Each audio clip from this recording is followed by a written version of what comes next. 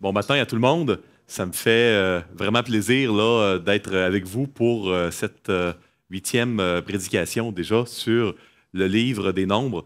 Euh, mon, euh, mon désir, mon rêve serait que après la semaine, ayant apprivoisé peut-être pour certains le livre des Nombres, vous ayez le désir de le réouvrir et puis que vous puissiez être vraiment d'un même cœur avec l'apôtre Paul en disant c'est pour moi ça le livre des Nombres, c'est pour mon instruction, pour m'aider avec mon cœur, pour pouvoir être fidèle dans ma marche chrétienne. Peut-être deux commentaires préliminaires avant de plonger. Peut-être qu'il y en a qui ont entendu cette semaine puis qui ont dit franchement, c'est bien les nombres, mais Matthieu, il n'était pas gentil parce que il nous parlait constamment de mots hébraïques, puis ça a l'air vraiment cool, puis réjouissant, puis nous, on n'a pas cette connaissance-là. Ah, j'ai une bonne nouvelle pour vous. Euh, Moi, je vous invite s'il y en a qui s'intéressent, hein, vous mettez votre nom dans le code QR, là, et puis du 8 au 20 septembre, je donne un cours d'hébreu intensif en 2 semaines. Le beau côté des camps intensifs, qui sont 2 semaines, hein, très intensifs, c'est littéralement du matin au soir, c'est qu'il n'y a pas de devoir à faire avant le jour 1, pas de devoir à faire après le jour 13, et j'ai 100% de réussite dans les camps intensifs. C'est une communauté, tout le monde est ensemble, les gens descendent à Shawinigan, on les héberge gratuitement, et puis on a vraiment un bon temps. Après 3 cours d'hébreu, on est capable de lire une bonne partie de l'Ancien Testament. Et ceux qui se rendent au chapitre à Hébreu 4, il y en a dans le camp ici là, qui peuvent témoigner. On peut, sans aucun lexique, sans outils, le test final d'Hébreu 4, on leur donne un texte au hasard, là, puis les gens sont capables de le traduire. Donc, c'est quand même c'est accessible. C'est très accessible, c'est juste beaucoup de travail. Donc, 8 au 20 septembre. Et puis, si jamais il y a des gens qui disent non, moi, l'hébreu, non. Ce qui m'a choqué davantage de Matthieu, puis j'ai été le dire à Eric, c'est que il parle de Édom, Moab, puis là, il dit qu'il y a toutes sortes d'excavations puis de découvertes, puis moi, j'aurais voulu en savoir plus. Ben, j'ai une autre bonne nouvelle. Du 6 au 10 octobre, si vous voulez les connaître, les excavations au niveau de toute l'histoire du royaume de Moab, puis d'Édom, puis savoir c'était qui les Amalécites, comment ça a commencé, ça a fini, c'est dans quel musée on retrouve les artefacts. Du 6 au 10 octobre, on fait, j'enseigne Genèse à Deutéronome, 35 heures sur le Pentateuque, et ça peut être fait en ligne ou en intensif. Si ça l'intéresse, vous mettez le code QR. Maintenant, on est dans la dernière épreuve où il y a eu chute. On est à Sittim. À Sittim, à côté du Jourdain, devant Jéricho. On a terminé les 40 ans dans le désert. Écoutez, on est la deuxième génération des enfants d'Israël qui, bien qu'ils avaient les mêmes défis et les mêmes péchés, eux, ils n'ont pas abandonné leur intercesseur. Ils n'ont pas retourné en Égypte. Ils ont resté fidèles. Ils vont entrer dans le pays promis. Vous savez, l'ennemi a gardé une de ses armes les plus fortes.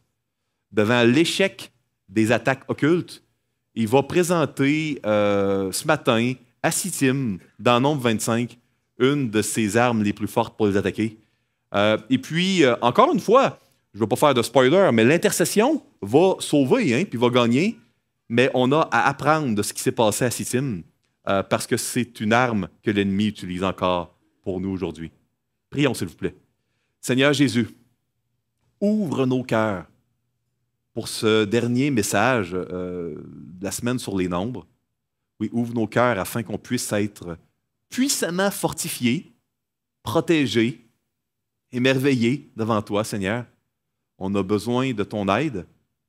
Et puis, étant convaincus de la puissance de l'intercession, on veut, Seigneur, te la demander et te remercier à l'avance pour l'aide que tu vas nous donner contre les tentations les plus dangereuses qui sont sur notre route, dans notre désert. Dans le nom de Jésus, nous te prions. Amen. Donc, aujourd'hui, on va voir trois choses dans le chapitre 25 du livre des Nombres. Ce n'est pas un long chapitre. C'est une bonne chose parce que ça va me permettre de couvrir 26 à 36 à la fin de ma prédication. On va voir Israël qui se livre à la débauche dans le culte d'un dieu qui s'appelle Baal-Péor. Je vais vous présenter qui est ce dieu-là et on va voir que ce culte de Baal-Péor était probablement, en fait certainement, le culte le plus sale et le plus sordide de tout le livre des Nombres. On voit le fils de Éléazar, le grand prêtre, hein, donc le petit-fils d'Aaron, dans le fond. Lui, il va réussir à faire cesser la plaie, puis il va sauver Israël. Et on va voir l'Éternel qui fait une alliance avec Finesse, puis qui déclare la guerre aux Madianites. Vous savez, on va voir tantôt que Balaam est derrière tout ça. Si vous pensez que c'était un bon gars, parce qu'il a appelé une fois ou deux l'Éternel « Mon Dieu », détrompez-vous, il ne retournera pas à Pétard sur le fleuve, Balaam. Il va s'arrêter à mi-chemin auprès des Madianites, et puis devant 3 échecs d'attaque d'Israël par les forces occultes, il va chercher à faire tomber Israël dans le péché, dans le culte de Baal-Péor. Donc, lisons premièrement les versets 1 à 3 de Nombre 25. Israël demeurait à Sittim. En passant, est-ce qu'il y en a qui sont dans la cabine Acacia ici? Vous n'êtes pas obligé de lever la main. Là. Mais Sittim veut dire Acacia en hébreu ancien. Comme ça, petite capsule trivia. Donc, Israël demeurait à Sittim et le peuple commença à se livrer à la débauche avec les filles de Moab. Elles invitèrent le peuple au sacrifice de leur Dieu et le peuple mangea et se prosterna devant leur Dieu. Verset 3. Israël s'attacha à Baal-Péor et la colère de l'Éternel s'enflamma contre Israël. Donc ici, on est vraiment dans la vallée de Moab. Donc vous avez ici le Jourdain ici. Okay? Et puis on a Jéricho de l'autre côté. Puis de l'autre côté, ici, de la rivière, on a Sittim dans la plaine de Moab, la vallée du Jourdain. C'est là où on se trouve. On va voir dans Nombre 31, le petit résumé que je vais vous faire, que c'est Balaam qui a trouvé un moyen de piéger Israël. On va voir tantôt, voici, ce sont elles qui, sur la parole de Balaam, ont entraîné les enfants d'Israël à l'infidélité envers l'Éternel dans l'affaire de Péor. Et alors éclata la plaie dans l'assemblée de l'Éternel. Donc, il est mention de débauche. Vous aviez compris que l'arme que l'ennemi utilisait il y a 3400 ans et qu'il utilise aujourd'hui, vous aviez compris que c'était la débauche, l'immoralité sexuelle. Aujourd'hui, on va parler d'immoralité sexuelle. Maintenant, c'est quoi le lien entre le culte de Baal-Péor et l'immoralité sexuelle? Commençons par regarder ce que ça veut dire. Baal, est-ce que ça veut dire Péor? Peut-être que ça va nous informer davantage sur à quoi pouvait ressembler le culte. Donc, Baal, ça peut vouloir dire 2 choses en hébreu ancien, soit propriétaire ou mari. C'est ce que ça voulait dire. Okay? Et Péor, c'était soit le mot utilisé pour un vagin, un rectum, un trou ou une fente. Donc, le propriétaire des rectums, propriétaire des vagins, propriétaire des trous, est-ce que vous êtes surpris d'entendre que dans les rites, pour l'adorer, il y avait de la débauche? Vous n'êtes pas surpris, hein? Je me suis demandé quelle source antique j'utiliserais. Il y a des choses que j'ai décidé de même pas lire. Je vais limiter la description que je vais vous faire du culte horrible. Mais, vous savez, moi, ça fait depuis plusieurs années que je fais du counseling biblique, depuis 2008-2009. Et puis, je peux vous dire que le culte de Baal-Péor a peut-être changé de nom, mais dans le détail, il a toujours lieu aujourd'hui. L'Internet a probablement propagé, facilité, rendu encore plus accessible qu'il y a 3400 ans, l'immoralité sexuelle sous toutes ses formes. Ici, je vous donne une citation probablement du Midrash. C'est quoi ça, un Midrash ou des Midrashim, là, im étant le pluriel? C'est des commentaires juifs très, très, très anciens sur l'Ancien Testament. C'est ça, un Midrash. Okay? Dans le Midrash Agadol, il va être inscrit que les filles de Moab, les Madianites, vont placer des fruits ou des plats dans une première pièce, dans le culte de Baal-Péor. Puis là, les hommes entraient, elles leur offraient du vin, ils passaient dans une deuxième pièce, ainsi de suite. Puis, dans le processus, pour adorer Baal-Péor, il y avait différents actes sexuels en groupe qui étaient faits. Dans le Talmud de Babylone, dans le Sanhédrin 64a, on mange des légumes verts et on boit des boissons fortes qui provoquent la diarrhée, puis on défèque devant l'idole.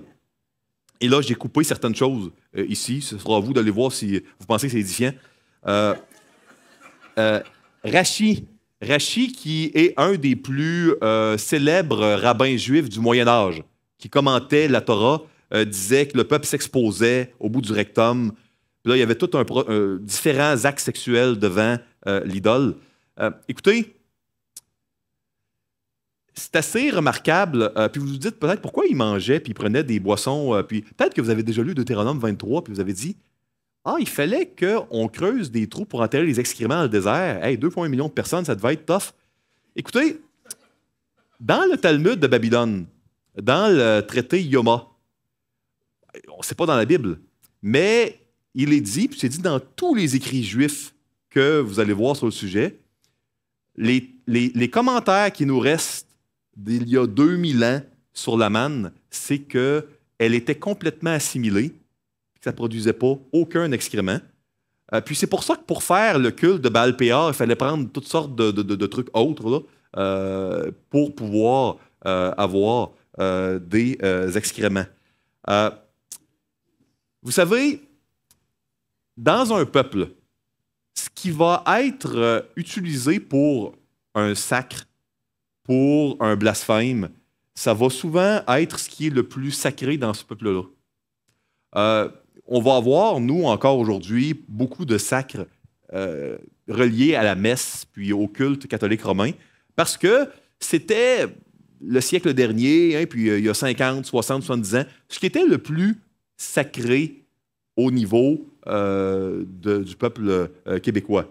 Puis dans différents pays, ça va changer, mais c'est remarquable de voir que quand les gens veulent, dans un moment de rébellion, choquer, attirer l'attention, ils vont aller pour souiller, pour manquer de respect envers ce qui est le plus important.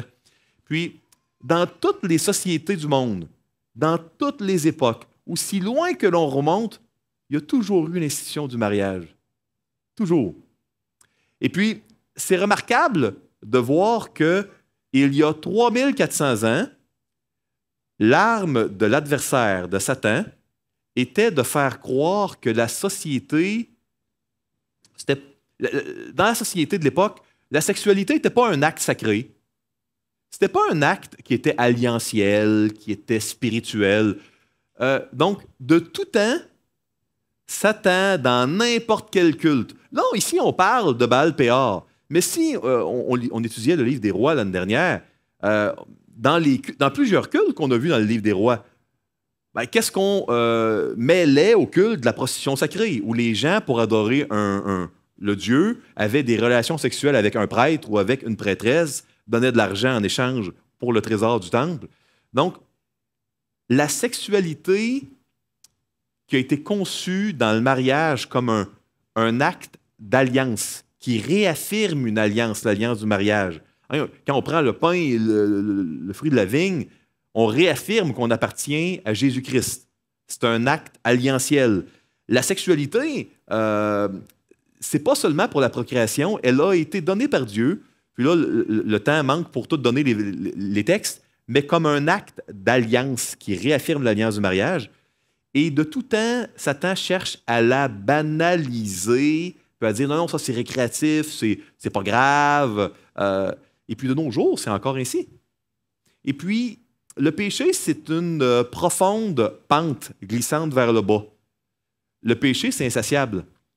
Quand la sexualité hors mariage devient banalisée, toutes sortes de perversions puis de choses qui sont sordides, qui font pas de sens. Qu'est-ce qui est plus illogique pour un peuple dans le désert de mélanger toutes sortes de rituels occultes avec des excréments de la sexualité? On se dit, ça n'a aucun sens. Pourtant, moi, je peux vous dire que les dépendances sexuelles sont insatiables, qu'ils emmènent toujours plus bas ceux qui les pratiquent. Puis je peux vous dire qu'il y a des choses encore plus sordides que ce qui s'est passé à Baal-Péor, qui attaquent de nos jours les humains, chrétiens ou non. Je vous l'ai dit, le venin des serpents de Nombre 21 sont encore dans nos veines d'ici à ce qu'on puisse rencontrer le Seigneur face à face. Dans le Nouveau Testament, on se souvient de Balaam comme celui qui va avoir réussi à faire tomber le peuple. Et puis, il y a des avertissements dans la deuxième épître de Pierre. « Ah, soyez prudents avec les faux docteurs, ils peuvent vous amener à l'immoralité sexuelle. » Jude dit la même chose. Et quand Jésus écrit à l'église de Pergame dans l'Apocalypse, qu'est-ce que Jésus dit? Hey, fais attention. Fais attention parce que dans l'église de Pergame, là, il y a cette immoralité sexuelle-là qui n'est tout simplement que de banaliser la sexualité puis de voir ça comme étant là, quelque chose d'uniquement physique et physiologique, de nier le côté alliantiel et spirituel. Ça va détruire Pergame. C'est Jésus qui le dit. Soyez prudents, faites attention. Ce n'était pas un message populaire il y a 3400 ans. Ça ne l'était pas quand Jésus a écrit à l'église de Pergame, à la fin du 1er siècle. Ça ne l'est pas aujourd'hui, en 2025. Ça n'a jamais été un message populaire. Dieu a conçu la sexualité et le mariage pour nous aider à comprendre la relation que Christ a avec son Église. L'analogie, la métaphore la plus fréquente dans toutes les Écritures, Ancien et Nouveau Testament, pour parler de la relation entre Dieu et son peuple, c'est mariage et adultère. C'est la métaphore la plus fréquente. La sexualité a été conçue par Dieu dans le mariage pour nous donner une compréhension, un registre de l'espèce d'intimité alliantielle qu'on va avoir au ciel. Et c'est pour ça que Jésus dit dans l'Évangile qu'au ciel, on ne sera plus mariés, on va être comme des anges dans le ciel. Il va y avoir ce vers quoi le mariage pointait. Maintenant, tous n'ont pas l'appel du mariage. Tous ont l'appel du célibat, parce que c'est rare, les bébés qui à leur naissance sont mariés. Donc, tous ont eu, à un moment ou un autre de leur vie, l'appel du célibat, et certains vont avoir l'appel du mariage. Jésus n'a pas eu cet appel-là, et il a complètement réussi sa vie, eu une vie parfaite. Donc, ce n'est pas une question individuelle, c'est une question de race entière, la race humaine, la notion de mariage, la sexualité qui nous aide à avoir une catégorie dans notre tête pour comprendre la relation entre Christ et l'Église. D'ailleurs, Paul, qui dit cela, n'est pas marié dans l'Épître aux Éphésiens. Lisons, 4-9, le temps passe. L'Éternel dit à Moïse, « Assemble tous les chefs du peuple et fais pendre les coupables devant l'Éternel en face du soleil, afin que la colère ardente de l'Éternel se détourne d'Israël. » Moïse dit aux juges d'Israël, « Que chacun de vous tue ceux de ces gens qui sont attachés à Baal-Péor. » Et voici, un homme des enfants d'Israël vint et amena vers ses frères, au pluriel, une Madianite, sous les yeux de Moïse et sous les yeux de toute l'assemblée des enfants d'Israël, tandis qu'il pleurait à l'entrée de la tente d'assignation. À cette vue, Finès, fils d'Éléazar, fils du sacrificateur Aaron, se leva du milieu de l'assemblée et prit une lance dans sa main. Il suivit l'homme d'Israël dans sa tente et les perça tous les deux, l'homme d'Israël puis la femme par le bas-ventre. Et la plaie s'arrêta parmi les enfants d'Israël. Et il y en eut 24 000 qui moururent de la plaie. Donc, l'Éternel permet que cette idolâtrie ne détruise pas tout le peuple. Dieu utilise un homme. Un homme va être capable d'arrêter cette plaie-là. Vous savez, le veau d'or dans Exode 32, ça a été grave, hein? Ça a tué 3000 personnes. La révolte de Corée, très grave, hein? Ça a tué 14 700 personnes.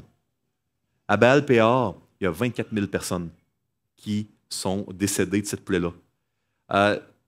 l'immoralité sexuelle est un acte qui est occulte, qui a des répercussions spirituelles.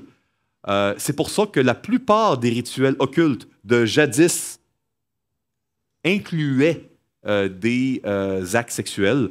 Je ne suis pas un spécialiste d'occultisme pour les choses d'aujourd'hui et ne souhaite pas le devenir, mais mon bon ami Florent Varac, qui lui a beaucoup étudié le sujet de l'occultisme, me confirme que oui, encore aujourd'hui, c'est pas pour rien que dans les rituels occultes contemporains, il y a des actes d'immoralité sexuelle. C'est lié parce que tout ce qui va souiller la capacité d'un humain à refléter qui est Dieu est occulte.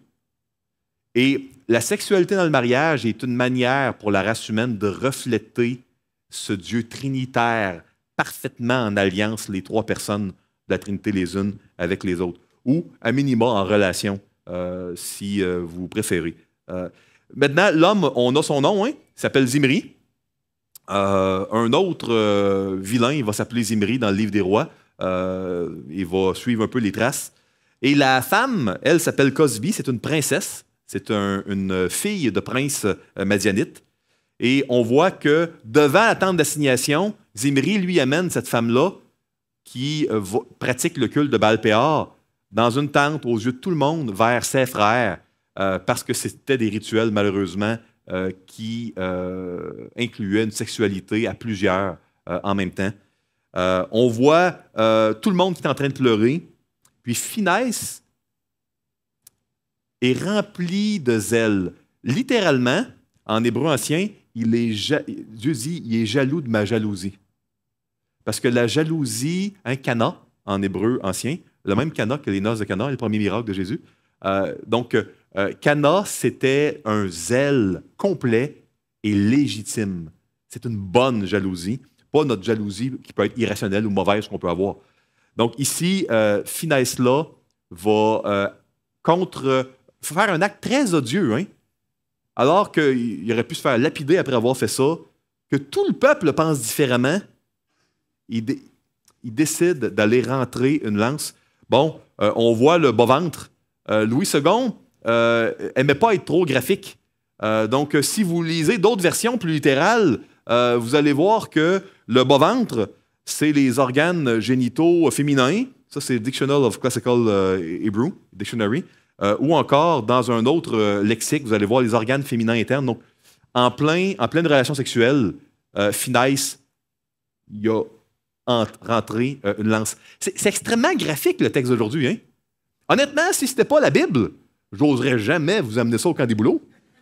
Hey, non, mais j'aurais pitié de mon ami Eric. Je me disais, il va avoir trop de plaintes. Là. Ça ne fait pas de sens. Là. Il va se faire expulser avant. On est vendredi, il ne finira pas le samedi. Mais c'est la Bible. La personne qui a inspiré chaque mot, chaque lettre dans l'original ici, c'est Jésus-Christ. C'est notre Seigneur. C'est le roi des rois, le Seigneur des seigneurs qui a inspiré chaque mot, chaque lettre. Pourquoi Jésus-Christ met ça dans le livre des Nombres? Pourquoi il met un texte qui est aussi graphique? Pourquoi Dieu a pris le temps d'inspirer dans sa parole pour le culte de Baal-Péor l'endroit où la lance a été lancée? Pourquoi Dieu fait ça? Parce que c'est dangereux. Ne banalisez pas l'immoralité sexuelle. Et soyez prudents, on a vu cette semaine dans le livre des Nombres, puis Paul le dit dans 1 Corinthiens 10, ça commence toujours dans le cœur. La sexualité est un acte alliantiel dans le mariage. Moi, j'aime beaucoup le livre de John Piper. C'est, pour moi, si vous me demandez un livre qui est excellent sur la théologie de la sexualité, Sex and the Supremacy of Christ de John Piper, et dans ce livre-là, Piper va nous le dire. La sexualité peut t'aider à comprendre mieux l'intimité que Dieu veut avoir avec toi. Puis si tu es intime avec Dieu, ça va t'aider à te protéger des corruptions de la sexualité. Ça marche dans les deux sens. Il le dit infiniment mieux que moi. Ce livre-là est gratuit, si ma mémoire est bonne, en e-book sur le site web de Piper. C'est vraiment un bon livre. Également, on a un cas de famille. Un bon livre, si vous connaissez bien l'anglais, à résumer à vos enfants. Si vous voulez parler de sexualité à vos enfants, la théologie Moi, c'est un des livres que j'ai utilisé, moi, pour parler un peu de sexualité à mes enfants. C'est vraiment, vraiment bien, vraiment biblique, vraiment très profond. Je ferme la parenthèse. Donc, ici, peut-être un autre... Hey, le temps file ici. Si vous lisez certains blogs sur Internet qui veulent dire les erreurs de la Bible, vous avez rencontré ces fameux blogs-là qui disent qu'il y a des contradictions? Une des contradictions que vous allez retrouver parfois dans ces blogs-là est dans Nombre 25. Ils vont dire, regardez encore les erreurs de la Bible. Vous voyez bien que ça ne vient pas de Dieu.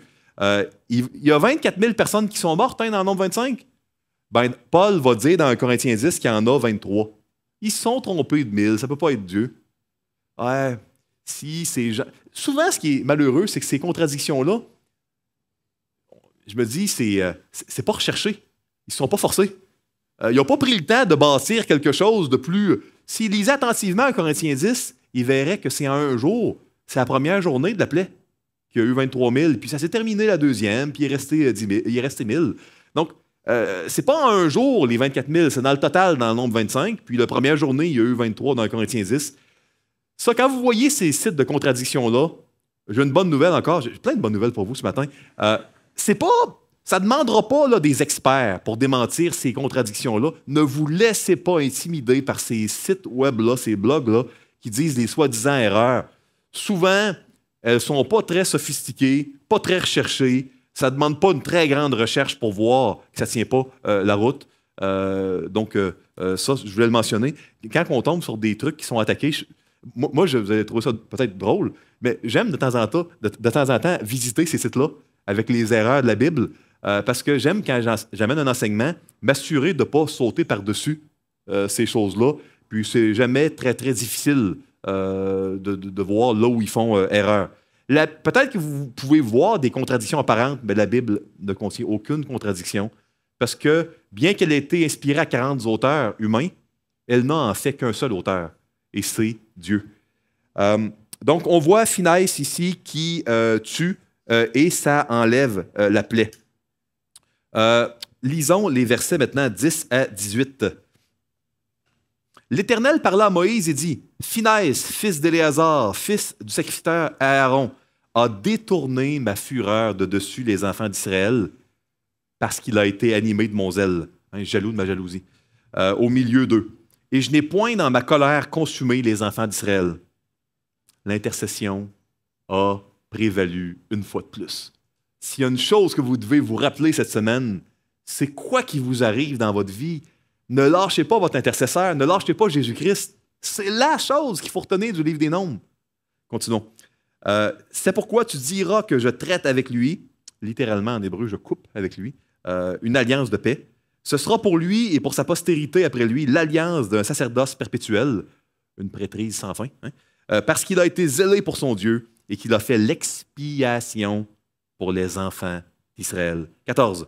L'homme d'Israël qui fut tué avec la Madianite s'appelait Zimri, fils de Salu. Il était chef d'une maison paternelle des Siméonites. La femme qui fut tuée, la Madianite, s'appelait Cosbi, fille de Tur, chef des peuplades issus d'une maison paternelle en Madian. L'Éternel parla à Moïse et dit, « Traite les Madianites en ennemis et tuez-les, car ils se sont montrés vos ennemis en vous séduisant par leur ruse dans l'affaire de Péor et dans l'affaire de Cosbi, fille d'un chef de Madian, leur sœur, tuée le jour de la plaie qui eut lieu à l'occasion de Péor. » Peut-être que vous pensiez en lisant cela que les Madianites et Balaam avaient gagné, mais détrompez-vous, il reste Nombre chapitre 31. Et puis, on est rendu là. Je vais vous terminer ici, puis je vais m'assurer de couvrir rapidement les chapitres manquants. Donc, Finesse est loué. Puis, si ça vous choque, la plaie, puis les 24 000 personnes, puis la lance qui est perforée, et puis si vous croyez quand même que c'est Dieu qui a écrit ça, ça veut dire que si, donc, Dieu vous choque, puis vous scandalise, peut-être qu'il y a des choses que vous ne voyez pas comme Dieu. Peut-être que Dieu voit le péché pire que vous. Puis vous pourriez dire, bon, ben, je vais le bouder, puis je vais montrer le point au ciel. Mais quand tous les humains de tout temps vont être debout devant le Fils de l'homme, au jugement dernier, puis que tout genou va fléchir, est-ce que le Christ va être votre sauveur et votre avocat? ou il va être votre juge. Vous savez, le Seigneur, on l'a vu, il va être le plus fort. Vous ne serez pas plus fort que le Dieu Tout-Puissant de l'univers. Vous pouvez accepter d'être sauvé par lui, puis si vous voyez les choses différemment de Dieu, je comprends, on ne peut pas être choqué et dire non, il est trop sévère, trop sévère. Écoutez, c'est Dieu. C'est Dieu, il est la justice avec un J majuscule, il est le juste juge. Donc, si vous voyez les choses différentes de celui qui a inventé la justice, ben, vous voyez donc injustement les choses. Donc, vous devez aligner comment vous voyez les choses avec celles de Dieu. Ça veut dire que peut-être que nous, on voit la sexualité comme trop banalisée. Peut-être qu'on ne voit plus le côté alliantiel puis spirituel. Peut-être que pour nous, le péché, c'est pas si grave que ça. Si c'est grave pour Dieu, ben, c'est parce que c'est grave. C'est aussi simple que cela. C'est quoi maintenant cette alliance-là qui a été créée, une alliance de paix? On voit que, on va le voir un peu plus tard, là, quand il y a un meurtre, normalement, les gens peuvent se venger, œil pour œil, dent pour dent. Mais là, si Dieu fait une alliance, personne ne va pouvoir se venger contre Finesse. Et puis, on voit aussi que ça l'a amené un stop complet à la plaie. Donc, certainement, ça a été derrière là, la notion d'alliance de paix qui a été faite. J'ai mentionné cet incident-là d'immoralité sexuelle est reparlé constamment et c'est encore aujourd'hui quelque chose qu'on doit être prudent. Et ça commence par nos désirs, notre cœur, mais ça inclut ce qu'on va regarder, ça va inclure ce qu'on va dire, les blagues et l'humour qu'on va avoir. Si tu dis, ben moi, je vais regarder, j'ai compris que je devais faire attention à mon cœur, ici au Camp des Bouleaux, dans le livre des Nombres. Puis, vous vous permettez de rire de blagues que l'Esprit Saint dedans de vous ne rit pas. Il est attristé, lui. Pensez-vous que votre victoire contre les désirs, vous allez la gagner? Si vous regardez des vidéos, vous trouvez ça bien divertissant, mais l'Esprit Saint dedans de vous, lui, est attristé par ces vidéos-là. Il n'est pas diverti du tout. Pensez-vous que cette guerre-là, vous allez la gagner? Si vous faites des sports, puis j'ai vu des gens très sportifs cette semaine en regardant le volleyball, vous allez faire attention, certainement, avec ce que vous allez manger. On doit prendre garde pour gagner la guerre contre nos désirs. Oui, on utilise l'intercession, mais on doit prendre garde. On doit prendre garde à ce qu'on regarde, à ce qui va nous influencer. On doit prendre garde dans notre cœur. Ici, je passe. Chapitre 26. Dans le chapitre 26, on va avoir le deuxième dénombrement, parce que là, on vient d'avoir l'arrêt de la plaie. Et puis, honnêtement, là, après Nombre 25, la prochaine étape, là, c'est la mort de Moïse. Puis après ça, c'est Josué qui va aller conquérir Jéricho. Il passe le Jourdain. Là. On est à quelques semaines de cela, comprenez? On est à la fin du 40 ans. Donc, avant de recommencer, on refait le dénombrement. Zimri était de quelle tribu déjà? On l'a vu. Siméon, hein? Quand on va refaire le dénombrement, pensez-vous que la tribu de Siméon, elle a augmenté en nombre? Elle a diminué. Parce que si Zimri était un des promoteurs de Baal-Péor, ben c'est sûr qu'il a influencé la gang de Siméon. Dathan et Abiram, ils venaient de quelle tribu? Ruben, hein? Ben, ils ont influencé beaucoup de gens de Ruben. La tribu de Ruben a baissé. Par contre, il y a les tribus, Judas, Manassé, ça l'a augmenté. Donc, c'est intéressant de regarder, oui, que les noms ne sont pas les mêmes, et puis qu'il y a vraiment un deuxième recensement. Comme Stéphane l'a si bien dit, chaque personne va compter, chaque tête compte. Tout comme quand on va chercher nos enfants, hein, si on en a 3, on veut pas 2, hein, on veut 3. Ils comptent tous. Il y en a peut-être qui disent, ah, ben moi, après hier, là, je voulais les triper, j'en veux juste 2. Non, non. J'espère que ce n'est pas le cas de personne. Donc, ici, on voit ce recensement-là qui est fait avec les augmentations et diminutions. Chapitre 27, on voit dans le chapitre 27 qu'il y avait un type qui s'appelait Tchélophad. Okay? Puis Tchélophad, lui, il n'avait pas eu de garçon. Puis dans tous les peuples de l'Ancien Monde, les filles n'héritaient pas, quand même. Hein? Personne. Puis la justice n'était pas symétrique. Un homme était jugé moins sévèrement qu'une femme. Mais au Sinaï, Dieu a institué une société nouvelle. Une société où la femme était traitée avec la même justice que les hommes. Une société où les femmes pouvaient hériter. Une société où, chose inouïe qu'on n'avait jamais vue dans l'Ancien Monde, une société où il y avait des règles et des lois pour prendre garde à son cœur, pas convoiter les choses, pas convoiter la femme de ton prochain. Une société où on prenait soin des pauvres. Ça, c'était une société où Dieu était au centre. C'était la société, c'était le projet de société que Dieu avait pour son peuple au Sinaï. Et puis, on le voit dans Nombre 27, que l'héritage, il va être protégé, puis on voit que les filles peuvent hériter. Ça, c'est unique. Vous ne trouverez pas ça, à ma connaissance, dans aucune autre peuplade de l'époque. C'est notre Seigneur, ça, qui a fait ça. Il y a la mise à part de Josué, parce que Moïse va mourir. 28-29, on rappelle les sacrifices. Pourquoi? On en a parlé déjà. Parce que Dieu doit être au centre. On dépend de lui, c'est vital que Dieu soit au centre. Il faut que ça coûte.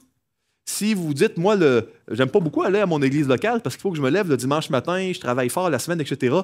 Ben, écoutez, consolez-vous en disant, bon, ben, au moins, ça me coûte. Fait que ça va marquer le point que Dieu est au centre. Puis si vous dites, ben moi, je peux pas parce que c'est le dimanche après-midi mon église, bon, ben, c'est pas grave, vous marquerez le point autrement. Là. C'est pas obligé d'être le dimanche matin. Là, tu sais, donc, Dieu reste au centre de la vie. Au chapitre 30, on a... vous savez, Jésus a dit dans l'Évangile que votre oui soit oui et votre non soit non, hein? Avoir une seule parole. Ben, c'était le sujet de Nombre 30, puis les vœux, puis comment ça fonctionne. Puis si tu fais un vœu, ben, il va y avoir des gens qui ont le droit de le briser, ce vœu-là, s'ils sont en autorité sur toi, puis c'est très, très bien d'expliquer. S'il y avait eu 9 prédications à faire au camp des bouleaux, je peux vous dire, là, sans aucune hésitation, que la 9e que j'aurais fait aurait été Nombre 31. Parce que en Nombre 31, Dieu va dire à Moïse, avant de mourir, avant que tu montes sur la montagne puis que tu meurs, j'ai une dernière mission.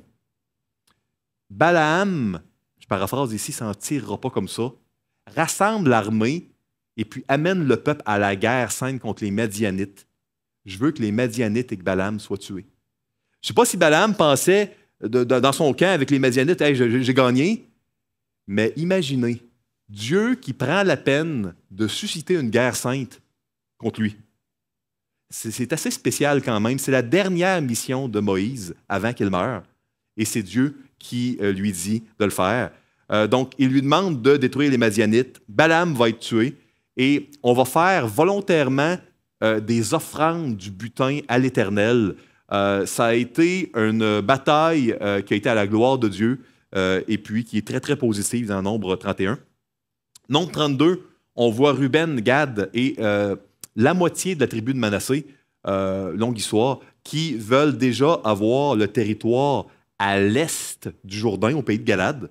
Et Moïse va dire oui, mais ils doivent quand même être au devant du peuple et continuer la conquête. Ce n'est pas parce qu'ils ont leur territoire tout de suite qu'ils ne pourront pas aider les autres à combattre. Nombre 33, on voit un sommaire. Fait que si vous vous dites, moi, Mathieu, c'est quoi? Je suis quelqu'un de gros plan. Y a-tu un chapitre que je pourrais lire pour résumer toutes les 36? Oui, Nombre 33. Et c'est Dieu qui l'a écrit. Fait que tu n'as pas de meilleur résumé que quand Dieu en fait un. Et dans Nombre 33, tu as vraiment le sommaire du départ de Ramsès en Égypte jusqu'à l'arrivée à Sittim. Il te donne les noms des places. Fait que là, si tu aimes l'archéologie, tu peux tout suivre puis dire ah, ben oui, ils ont passé là aussi. Je ne savais même pas, il n'avait même pas dit. Il te donne des petits détails de villes puis de places que tu n'as même pas dans le reste des nombres. Tu as les dates. Vous vous dites comment Mathieu a fait le tableau qu'il nous a donné au début de la semaine. Il va y avoir des dates, des ordres chronologiques. C'est super intéressant, Nombre 33, pour les gens qui aiment les gros plans, les résumés. 34, on voit ici la répartition des tribus d'Israël, les octrois. Hein, comment on va octroyer. On a fait un recensement, mais ce n'est pas juste pour la guerre. On a fait un recensement parce qu'on veut donner plus de territoire aux tribus qui sont plus nombreuses, etc. 35. Ça, c'est intéressant, ça aussi. Je vous la fais courte ici. Bon. Premièrement, premier élément. Les Lévites, on leur a donné aucun territoire parce que qui est leur héritage? L'Éternel. On leur a donné 48 villes, les villes lévitiques, pour qu'ils soient dispersés partout dans Israël. De la même manière que dans la grande Église universelle, il y a plein de petites églises locales, là. Ben, dans le Grand Israël, il y avait des points avec des villes de Lévites où il pouvait être des flambeaux de lumière pour amener la parole de Dieu. Et puis, dans ces 48 villes lévitiques-là, il y en avait 6. 3 à l'est du Jourdain, 3 à l'ouest du Jourdain, qui étaient des villes de refuge. Bon, si vous voulez avoir l'explication complète de tout ça, j'ai mis les 5 passages dans tout l'Ancien Testament qui décrit comment ça fonctionne. Les villes de refuge, c'est que si tu es en train de bûcher un arbre, le fer s'est détaché, puis là, ton compagnon, il est mort. Parce que le fer, tu ne voulais pas le tuer, tu l'aimais bien, mais le fer s'est détaché. Bon, œil pour œil, dent pour dent, ça veut dire que dans sa famille, il va devoir avoir un vengeur du sang. Littéralement, c'est un rédempteur. Il y avait un rôle de rédempteur qui devait donner une postérité à son frère ou venger son frère. Il y avait toutes sortes de rôles, ce rédempteur-là. Ça, cette notion-là de rédempteur est vraiment complètement accomplie en Jésus, qui nous donne une postérité, qui va nous venger. Bon, il y aurait beaucoup de choses à dire. Et dans les villes de refuge, tu vas t'enfuir là, parce que là, tu ne veux pas que la famille du gars que tu as tué involontairement aille te tuer. Quand tu arrives à la ville de refuge la plus proche, les anciens de cette ville-là vont te faire un procès pour être sûr que c'est involontaire. Parce que si c'est volontaire, là, oublie ça. Il n'y a pas de ville de refuge qui va te sauver. Mais si c'est bel et bien involontaire, tant que tu vis dans cette ville de refuge-là, personne ne peut te tuer. Et puis, à la mort du grand prêtre, chose extrêmement intéressante, il y a une amnistie complète. Tu peux retourner. Tu n'as plus besoin de rester dans la ville du refuge. La mort du grand prêtre va amener une complète amnistie. Puis personne ne peut te condamner. Tu ne seras plus jamais sous la condamnation. Est-ce que ça vous rappelle la mort d'un grand prêtre qui nous a amené, si vous êtes enfant de Dieu, à plus jamais être sous la condamnation? Oui, Jésus-Christ. Sa mort a accompli ce principe-là qu'on voyait dans les villes de refuge. Écoutez, ici, on voit le fonctionnement. Je passe. Ah, ici, vous voyez, quand même intéressant de voir le nom de ces villes-là. Pourquoi c'est intéressant?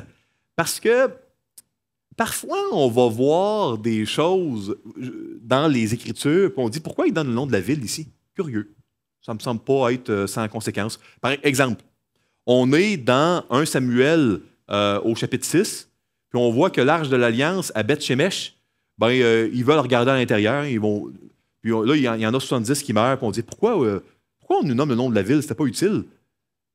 C'était une ville lévitique, Beth-Shemesh. Il aurait dû savoir. Il était supposé être un des flambeaux de lumière de la Torah.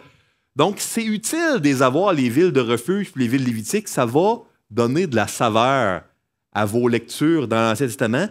Il y a plein de textes que vous allez lire et vous allez dire, oh, wow! Ça, c'est arrivé à une ville de refuge. Oh!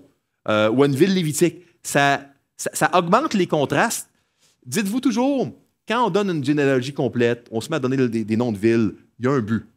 La littérature hébraïque ancienne est extrêmement intentionnelle et précise. Chapitre 36, on voit que là, il y a un petit problème.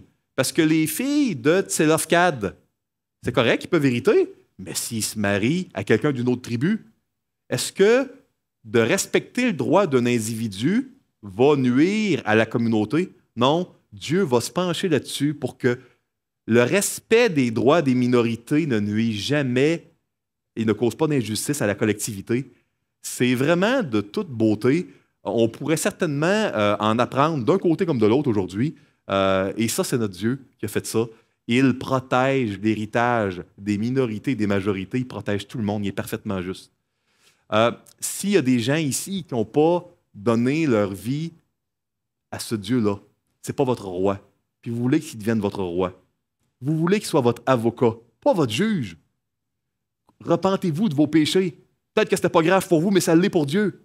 Ça va vous autodétruire. Puis recevez le pardon de Dieu. Vous allez être un enfant de Dieu. Je termine. Dieu veut restaurer ta sexualité. Peut-être qu'ici, tu as des péchés sexuels qui sont secrets. Peut-être que c'est dans tes pensées, en ton cœur. Peut-être que c'est pas dans tes pensées, c'est du clavardage, des discussions, pornographie. Peut-être que ça l'a passé ce stade-là, et puis que c'est des actions sexuelles répréhensibles, c'est de l'immoralité. Tu es tombé dans le culte de Baal-Péor. N'attends pas parce que le Seigneur Jésus, il veut te recevoir. Il a été celui qui a subi la plaie. de Nombre 25, puis il voudrait l'avoir subi pour toi. Puis il veut restaurer complètement ta sexualité. Dieu, pourquoi il est le Rédempteur? Le mot rédemption, on tire quelque chose à partir de la destruction. Dieu est un expert pour prendre les choses les plus brisées qu'on peut imaginer et les restaurer pour qu'elles soient encore plus belles qu'avant qu'elles soient brisées. Si ta sexualité est brisée, puis toutes nos sexualités à différents degrés le sont tous, notre être tout entier est brisé à différents degrés, viens voir le Seigneur. Dieu veut restaurer ta sexualité. 2, attention aux influences du siècle présent. Ta repentance est bonne, mais comprends qu'il faut que tu te nourrisses bien. C'est important. Attention à tes paroles, à ce que tu écoutes, à ce que tu regardes. Attention à tes amis. Tes amis sont ton filet de sûreté. Si tu n'es pas marié puis tu considères aller en couple avec une Cosby, avec une Madianite, ah, c'est une fille, c'est une princesse, une fille de roi, une fille de prince. Fais pas ça. Fais pas ça. Reste à l'intérieur. Fais comme les filles de Tzedok-Fad. Reste à l'intérieur du peuple de Dieu si tu n'es pas marié. 3, prends position pour le bien, même quand tu es tout seul. Puis que c'est odieux. Puis ça peut avoir un impact beaucoup plus grand que tu le penses. Je ne suis pas en train de te dire d'avoir les croisades de Corée ou de traiter les gens de rebelles comme Moïse. Là. Je suis en train de dire, prends position. Si les gens ne veulent pas entendre, ben après ça, il ne s'agit pas de faire des croisades puis des querelles sans fin. Mais il y a une place pour prendre position et puis après ça, on abandonne à Dieu. 4, et je termine là. Jésus, c'est ton grand prêtre, c'est la ville de refuge. C'est les deux, hein? Puis il nous protège. Il nous protège de la justice qu'on mériterait, de la condamnation qu'on mériterait. Et puis, si vous demandez justice, là, soyez prudents parce que moi, je ne voudrais pas, j'aurais pas voulu que Dieu me fasse justice sur toute la ligne. La vraie justice aurait été qu'il me jette en enfer. Donc, quand on demande justice, ouais, j'ai pas eu la justice, hey, veux-tu vraiment toute l'avoir, la justice? Parce que si tu veux toute l'avoir, peut-être que ça ne te plaira pas. Donc, on doit être prudent là, puis se rappeler à quel point Dieu nous a pardonné. Je termine par la prière. Seigneur Jésus, merci. Merci d'être notre grand prêtre. Merci parce que tu es mort pour qu'on ait l'amnistie, mais tu es revenu à la vie, ça compte encore avec nous. Merci parce que tu es notre refuge. Ah, une cité qui est impénétrable, qui est puissante. Merci parce que la plaie qu'on mérite, tu l'as subie. On ne peut être transpercé, nous, parce que tu as été percé à notre place, Seigneur Jésus. Ah, Seigneur, ma prière, c'est qu'on puisse te donner toute la place dans notre cœur, dans nos désirs, dans nos vies. Il y a des gens qui ne te connaissent pas, Seigneur. Attire-les à toi, qui ne se privent pas d'un si bon, si aimant Sauveur. Sois loué, sois béni, garde-nous fidèles, protège-nous. Dans le nom de Jésus, amen.